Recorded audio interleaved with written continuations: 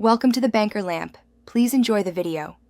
You start by bringing your artwork into Cricut Design Space and sizing it to the exact product dimensions. This prevents last-minute stretching.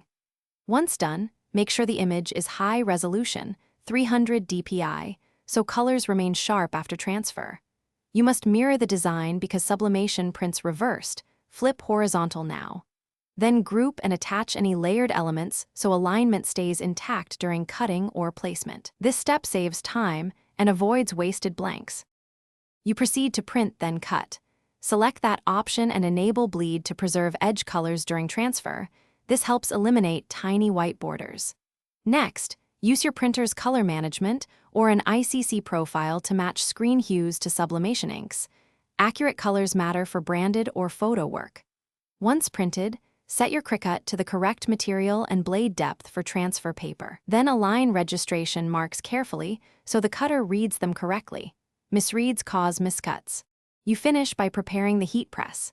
Preheat the substrate, center the transfer, then apply recommended time, temperature, and consistent pressure. This ensures full dye migration into the fibers. Once pressed, peel according to your ink and material. Hot peels versus cold peels affect finish and ghosting. If results are dull or off-color, check your ICC/profile, ink levels, and press time/temperature. Small adjustments fix most issues. Remember, a test blank saves full runs. Thanks for watching. If this was helpful, leave a like and consider subscribing. See you next time.